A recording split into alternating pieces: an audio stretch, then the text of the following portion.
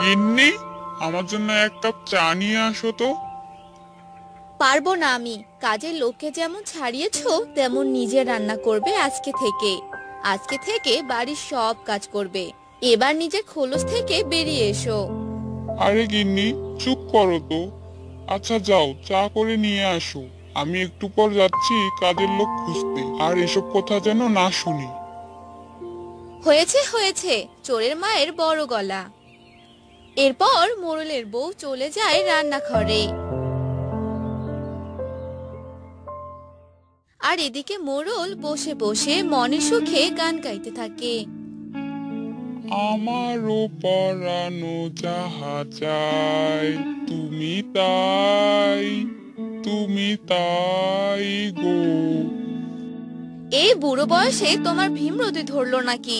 বুড়ো বয়সে গলা ছেড়ে গান ধরেছো যে? দেখো তোমার গান শুনে আশেপাশের কাকগুলো যেন বাড়িতে না চলে আসে। হা হা হা হা, কেন কেন? এই সকালবেলা কাক কেন আসবে? এই বৈশাখে আসলে কাল বৈশাখী চলে আসবে। কাকেরা তো তোমার আপন ভাই। কাক আর তোমার গলা তো একই রকম। এই যে চা রাখলাম এখানে, খেয়ে নিও, আমি গেলাম। আরে, সারা গ্রামের মানুষ আমার চোখ দেখলে কাপড় ভিজিয়ে ফেলে, আর আমার গিন্নি কিনা চেপে দিয়ে মেপে দিল। এই তুমি কি বললে? আমাকে কিছু একটা বললে মনে হলো। এই যে, না গো গিন্নি, কই কিছু বলিনি তো। আমি গান গাচ্ছিলাম। চুপচাপ খেয়ে কাজের লোকের সন্ধানে বের হও, নইলে ভালো হবে না কিন্তু, এই বলে রাখলাম। যাচ্ছি গো যাচ্ছি। গিন্নির কান নাকি অন্য কিছু, পিঁপড়ের নাকের মতো। যাই যাই, গিয়ে দেখি কাজের লোকের সন্ধান পাই কিনা। কি দিনকাল পড়লো, আমাকে নাকি যেতে হবে কাজের লোকের সন্ধানে। এরপর মোড়ল বেরিয়ে পড়ে কাজের লোকের সন্ধানে।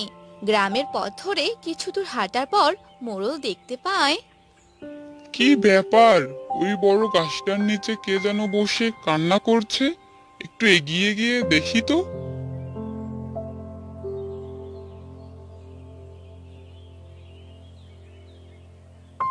এ কি, এই মেয়ে, কে তুমি? এই গাছের নিচে বসে কান্না করছো? কে? কে? আমি রাখি, পাশের গ্রামে থাকতাম। আমার এখন দুকুলে কেউ নেই। এই গ্রামে এসেছিলাম কাজের সন্ধানে, কিন্তু কেউ কোনো কাজ দিল না। তা এবার কান্না থামিয়ে বলো তো দেখি, কি কি কাজ পারো?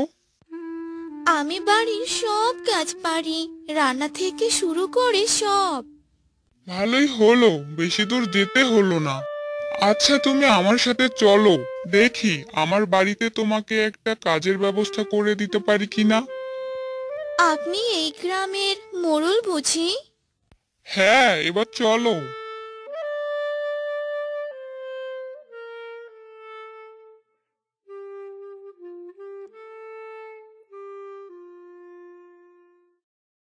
গিন্নি, ও গিন্নি, কোথায় গেলে?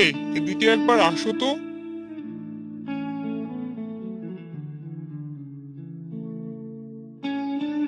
কি হলো কি? এভাবে ষাঁড়ের মতো চিৎকার কেন করছো? এ কি? এই মেয়ে আবার কে? গিন্নিমা, আমি আপনাদের বাড়ির নতুন কাজের মেয়ে। ভালোই তো ফটর ফটর করো দেখছি। তা সব কাজ পারো তো নাকি? এ নিয়ে আপনি কোনো চিন্তা করবেন না গিন্নিমা। আর কিছু ভুল হলে একটু শিখিয়ে দেবেন। শুনেছি আপনি নাকি দয়ার সাগর। কোথায় শুনলে এসব কথা? এই তো আসার সময় শুনলাম।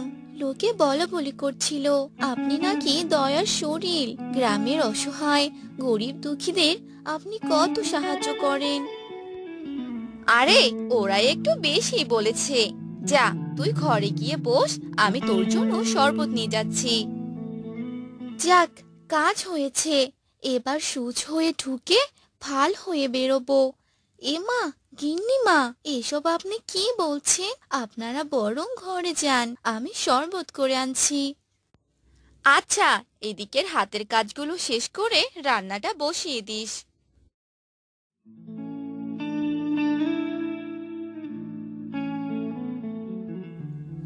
তারপর তারা ঘরে চলে যায় আর রাখি একটু পর শরবত নিয়ে তাদের ঘরে যায়।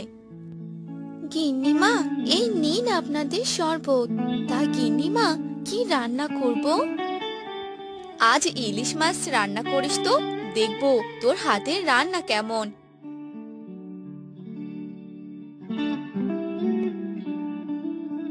বাহ, শরবতটা তো দারুণ হয়েছে খেতে।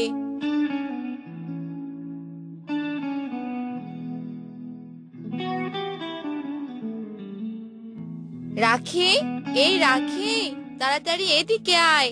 কিরে রাখি?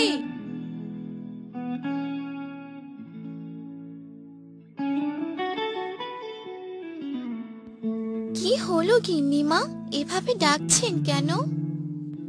রাখি, তাড়াতাড়ি যা, গ্রামের বৌদ্ধ মশাইকে খবর দে তোর বড়বাবু যে কেমন করছে, বিছানা থেকে উঠতে পারছে না। বৈদ্যকে খবর দিয়ে কোনো লাভ হবে না। এ হলো আমার তৈরি বিষ, এর প্রতিষেধক শুধু আমার কাছেই আছে। রাখি, তোর মাথা খারাপ হলো নাকি? কি সব বলছিস তুই?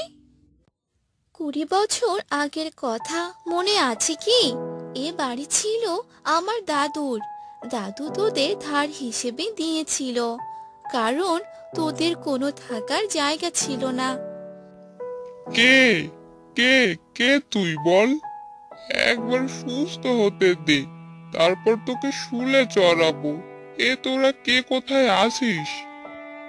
কোনো লাভ নেই, আমি হলাম নীলকান্ত জমিদারের নাতনি। প্রতিশোধ নিতে এসেছি। তোর হাতে আর 30 মিনিট সময় আছে। আমার স্বামীকে বাঁচাতে কি করতে হবে বলো, আমি তাই করব। শুধু আমার স্বামীকে বাঁচিয়ে দাও। এটা হলো এই বাড়ির দলিল। শুনেছি মোড়ল নাকি এই বাড়ি আপনার নামে করেছে, তাই আপনি এই কাগজে একটা টিপসই দিয়ে দিন। না গিন্নি, তোমার কিছু হবে না, তুমি এ ভুল করো না। মোড়লের কথা উপেক্ষা করে মোড়লের স্ত্রী সেই দলিলে টিপসই দিয়ে দেয়। এই নে, এটা তোর স্বামীকে খাইয়ে দে, আর এখান থেকে অনেক দূরে চলে যা। ধার করা বাড়িতে আর থাকতে পারবি না তোরা।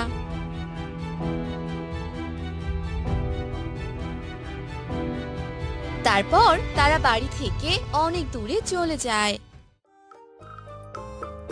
দাদু দেখো, আজ তোমার ধার দেওয়া বাড়ি আমি উদ্ধার করেছি, কিন্তু আফসোস তুমি দেখে যেতে পারলে না।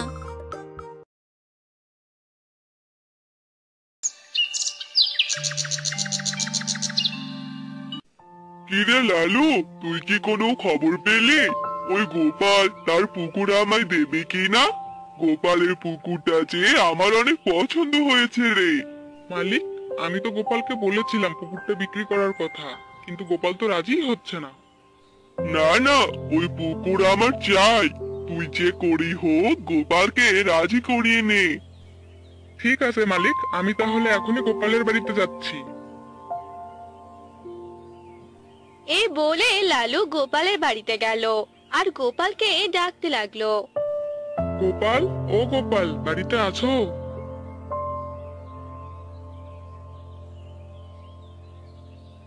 কি রে, এভাবে ডাকছিস কেন? বল, কি বলবি? তুমি কি তোমার পুকুরটা বিক্রি করবে না? মোড়ল মশাই ভালো মজুরি দিবে, দিয়ে দাও পুকুরটা। না না, আমি এই পুকুরটা বিক্রি করতে পারবো না। মোড়ল মশাইকে একথা বলে দিও। ঠিক আছে, আমি তাহলে আসি। এ কথা বলে লালু সেখান থেকে চলে গেল আর মোড়লকে সব কথা জানিয়ে দিল। সোজা কথায় কাজ না হলে অন্য পথে যেতে হবে, বুঝেছিস লালু? জি মালিক। এরপর লালু মোড়লের জন্য খাবার নিয়ে আসে আর মোড়ল খাবার খেয়ে নেয়। অন্যদিকে গোপাল তার বউকে বলে, গিন্নি, আমি এবার কি করব বলো তো? মোড়ল মশাই যে আমার পিছুই ছাড়ছে না। তাহলে মোড়ল মশাইয়ের কাছে পুকুরটা বিক্রি করে দাও। এসব তুমি কি বলছো গিন্নি? ওই একটাই পুকুর আমাদের, কোনো বিপদে কাজে লাগতে পারে। আর কৃষি কাজ করে কতদিন সংসার চলবে বলো তো? আমি ভাবছিলাম পুকুরে মাছ ছেড়ে দেব। কি রে গোপাল, গোপাল?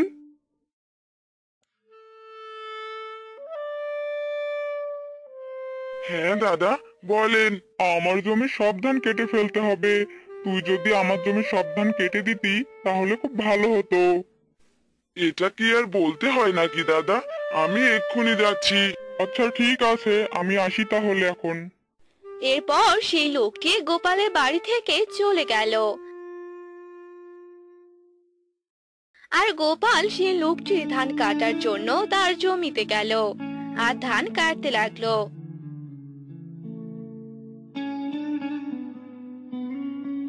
সন্ধ্যার সময় গোপাল বাড়িতে চলে এলো। হ্যাঁ গো, এই তোমার বাড়িতে আসার সময় হলো। সবগুলো ধান তো কাটতে হবে তাই না? ধানগুলো কেটে দাদার কাছ থেকে টাকা নিয়ে চলে এলাম। গিন্নি, বাড়িতে বাজার আছে নাকি নিয়ে আসবো? না গো, বাজার আছে বাড়িতে, নিয়ে আসতে হবে না। এরপর গোপালের বউ গোপালকে খাবার খেতে দিল আর গোপাল খাবার খেলো। এভাবেই কেটে গেল বেশ কয়েকদিন। একদিন সকালবেলা, আজ বাজারে গিয়ে মাছের পোনা নিয়ে আসি আর পুকুরে ছেড়ে দেই, তাহলে বেশ ভালোই হবে। এই বলে গোপাল বাজারে চলে গেল আর কিছু মাছের পোনা নিয়ে এলো আর পুকুরে ছেড়ে দিল। তখনই সেখানে গোপালের বউ চলে এলো। কি গো, তুমি পুকুরে মাছ ছেড়ে দিলে নাকি? হ্যাঁ গো, মাছগুলো বড় হলে বিক্রি করব, তাহলে সংসারটা আর একটু ভালোভাবে চলবে। বেশ, ভালো হলেই ভালো। এবার বাড়িতে এসো, তোমায় আবার কাজে যেতে হবে। ঠিক আছে, চলো। এরপর গোপাল খাবার খেয়ে কাজে চলে গেল।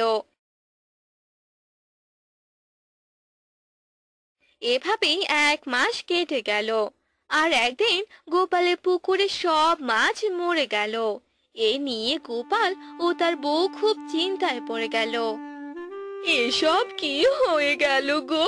সব মাছ তো মরে গেল, সাথে সব টাকাও জলে গেল।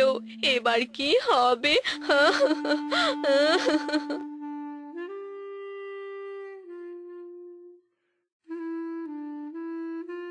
কি রে মা, তোরা এভাবে পুকুরের সামনে বসে বসে কান্না করছিস কেন? কি হয়েছে রে মা? আর বলো না বুড়িমা, আমাদের যে সর্বনাশ হয়ে গেছে, সবগুলো মাছ মরে গেছে। কাঁদিস না তোরা, সব কিছু ঠিক হয়ে যাবে। কিন্তু বুড়িমা, তুমি এখানে কিছু চাই তোমার? না রে, কিছু চাই না। তোদের কান্নাকাটি শুনে তোদের কাছে এলাম। আমি এবার আসি। এরপর সেই বুড়ি সেখান থেকে চলে গেল। গোপাল ও তার বউ বাড়িতে ফিরে গেল।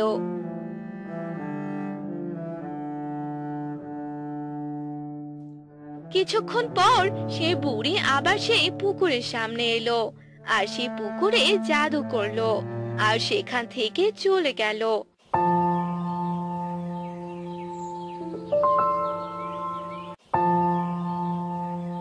পরদিন সকালবেলা, এ কি? এসব আমি কি দেখছি? গিন্নি, কোথায় গেলে? তাড়াতাড়ি এসো।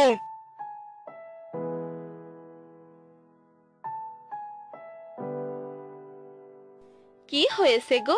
আমাকে ডাকছো কেন? ওই দেখো, আমাদের পুকুর 3 রঙের হয়ে গেছে। কিন্তু এসব কি করে হলো? আমাদের পুকুর 3 রঙের পুকুর হয়ে গেল, এ কি করে সম্ভব? আমি তো কিছুই বুঝতে পারছি না।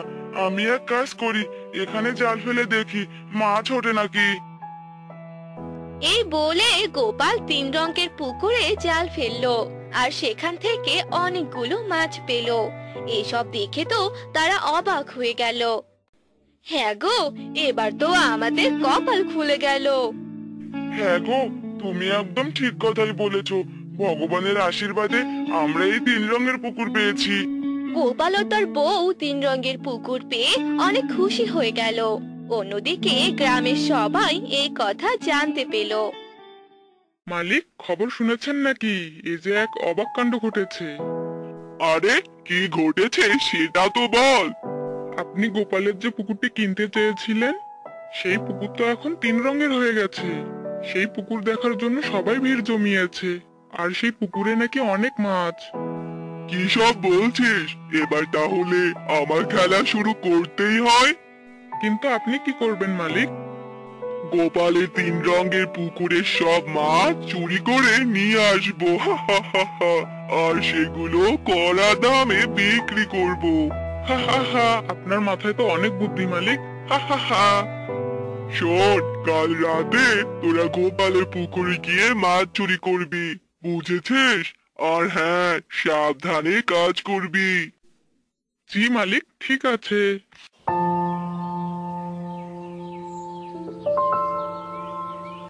পরদিন মোড়লের কর্মচারী জাল নিয়ে সেই 3 রঙের পুকুরে যায়। আর যখনই জাল ফেলে সে তখনই সেখানে আটকে যায়। সে আর কোনো কথাই বলতে পারে না। পরদিন সকালবেলা গিন্নি, আমি এই খাবারগুলো পুকুরে দিয়ে আসি। এ কথা বলে গোপাল তার পুকুরে চলে এলো। আর সে লালুকে দেখতে পেল, যে কিনা জাল হাতে নিয়ে দাঁড়িয়ে আছে। এ কি লালু, তুই আমার পুকুরে? এসব আমি কি দেখছি? গিন্নি, ও গিন্নি, তাড়াতাড়ি এসো। গোপালের ডাক শুনে গোপালের বউ সেখানে চলে আসে। আর গ্রামের অনেকেই সেখানে জড়ো হয়ে যায়। এই লালু তো আমাদের পুকুরের মাছ চুরি করছে। আর এভাবে আটকা পড়ে আছে কেন? আমি দেখছি কি করা যায়। 3 রঙের পুকুর, তুমি লালুকে ছেড়ে দাও। আরে, এ যে সকাল হয়ে গেছে, তাড়াতাড়ি যেতে হবে। যাওয়ার কোনো জায়গা নেই লালু, তুই যে ধরা পড়ে গেছিস। এ কি, তোমরা আমায় ছেড়ে দাও।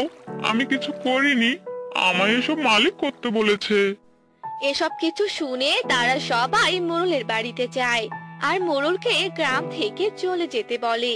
আর মোড়ল তার ভুলগুলো বুঝতে পায়। আর সবার কাছে ক্ষমা চায়। গোপাল ও তার বউ বাড়িতে ফিরে আসে। এরপর থেকে তারা সে 3 রঙের পুকুরের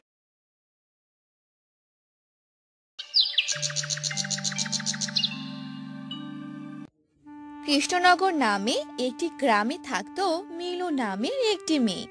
সে দেখতে অনেক মোটা ছিল, তাই তার মা তাকে অনেক কথা শোনাতো।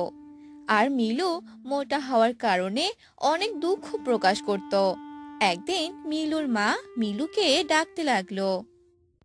মিলু, আরে এই মিলু, তাড়াতাড়ি এদিকে আয়। হ্যাঁ মা, যাচ্ছি।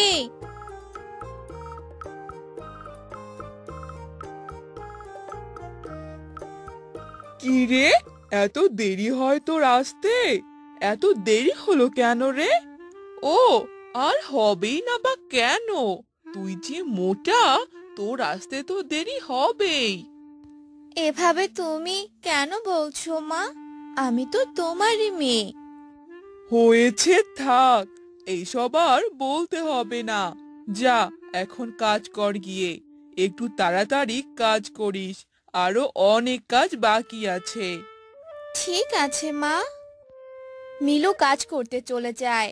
মিলু অনেক মোটা থাকায় তার কাজ করতে অনেক সময় লাগে। এ নিয়েও মিলুকে অনেক কথা শুনতে হয়। মিলুর মা মিলুকে বিয়ে দেওয়ার কথা ভাবে। এই অলক্ষণে মেয়েটাকে নিয়ে কি যে করব ভেবে পাচ্ছি না। কেউ তো পছন্দই করছে না।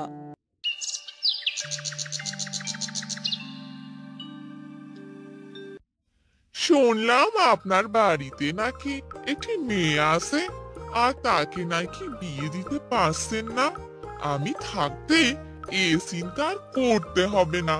দেখি দেখি, আগে আপনার মেয়েটাকে দেখি।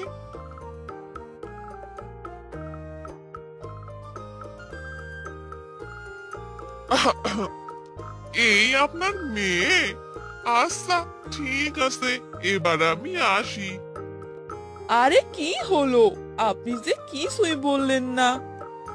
কয়দিন পর কথা হবে, এখন নয়। এভাবেই সবাই এড়িয়ে চলতো। আর এবার মিলুর মা ভীষণ রেগে গেল আর মিলুকে বাড়ি থেকে বের করে দিল। তুই আর কখনোই আমার বাড়িতে আসবি না, আর আমি তোর এই মুখ কখনোই দেখতে চাই না।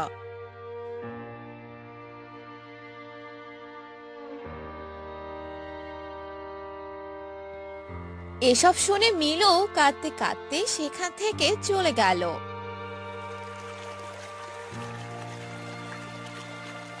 আর জঙ্গলের ভিতরে একটি নদীর পাড়ে বসে মিলু কান্না করতে থাকে আর বলে, হে সৃষ্টিকর্তা, তুমি কেন আমাকে এত মোটা বানিয়ে দিয়েছো, যার কারণে মা আমাকে একদম দেখতে পারে না। আর আজ আজ তাই আমাকে যে বাড়ি থেকে বের করে দিয়েছে।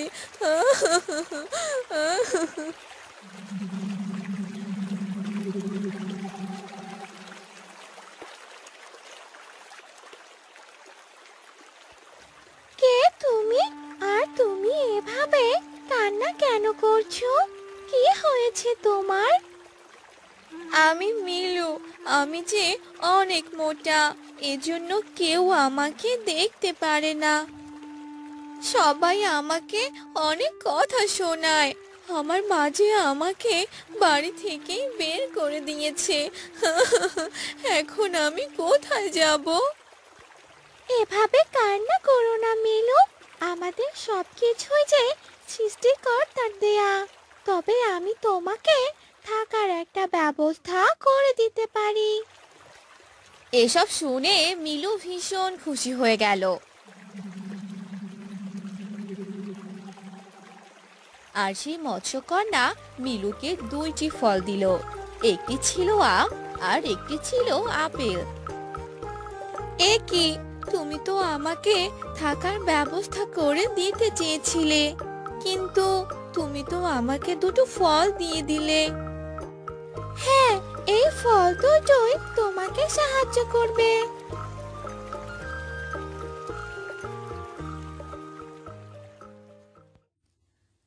মৎস্যকন্যার কথা যে কিছুই বুঝতে পারলাম না। এই দুটো ফল আমাকে কি করে সাহায্য করবে? এই বলে মিলু ফলগুলোকে নিচে রেখে দেয়।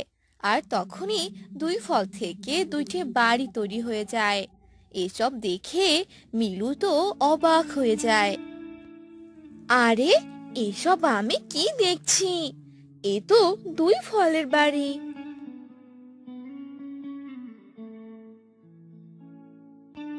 এরপর মিলু প্রথমে আমের বাড়িতে ঢুকে পড়লো। আর সেখানে অনেক ধন, টাকা পয়সা আর সুন্দর সুন্দর জামা কাপড় ছিল। এসব দেখে মিলু অবাক হয়ে গেল। এরপর মিলু আপেলের বাড়িতে গেল। সেখানে শুধু একটি বিছানা আর কিছু খাবার ছিল। তখন মিলু বলল, আমি এই আপেলের বাড়িতেই থাকবো। আমার কোনো ধন রত্নের প্রয়োজন নেই, একটু শান্তিতে থাকতে পারলেই চলবে। এসব কথা আপেলের বাড়িটি শুনতে পেল। আর মিলুর এমন ব্যবহারে সে অনেক খুশি হয়ে গেল। আর সেই আপেলের বাড়িটি কথা বলতে লাগলো, মিলু, তুমি অনেক ভালো, যার কারণে তুমি আমার বাড়িটি পছন্দ করেছো। অন্য কেউ হলে তো আমার বাড়িটি পছন্দ করতো না, কারণ সেখানে অনেক ধন রত্ন ছিল, আর এগুলো কিছুই তুমি নাওনি। আর আমার বাড়িতে এমন কিছুই নেই। হ্যাঁ, কারণ ওগুলো কিছুই আমার চাই না। আমি সুন্দরভাবে, সুস্থভাবে জীবনযাপন করতে চাই। তোমার কথা শুনে আমি অনেক মুগ্ধ হয়ে গেছি।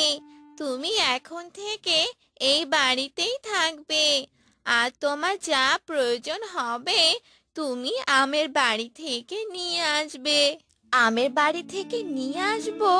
কিন্তু এটা কেন করব? কারণ ওই বাড়িটাও যে আমার। তুমি তোমার পরীক্ষায় জিতে গেছো। এসব শুনে মিলু অনেক খুশি হয়ে গেল। আর তারপর থেকে মিলু সেখানেই থাকতে লাগলো। মিলুর জীবন অনেক সুখে কাটছিল। অন্যদিকে মিলুর মা বলতে লাগলো, মেয়েটাকে যে আমি কেন বাড়ি থেকে বের করে দিলাম, এখন যে মেয়েটার কথা আমার ভীষণ মনে পড়ছে। এসব বলে মিলুর মা অনেক আফসোস করতে লাগলো। আর এভাবে একা একা জীবন কাটাতে লাগলো। আর একদিন মিলু তার মায়ের কাছে এলো। মিলুর মা মিলুকে দেখে অনেক খুশি হলো। মা, মিলু, তুই এসে গেছিস। তোকে যে আমি অনেক খুঁজেছি, কিন্তু কোথাও পাইনি। তুই চলে যাওয়ার পর আমি আমার ভুলটা বুঝতে পেরেছি রে মা। তুই আমাকে ক্ষমা করে দে। এভাবে বলো না মা, আমি যে তোমাকে আমার সাথে করে নিতে এসেছি। চলো মা, চলো।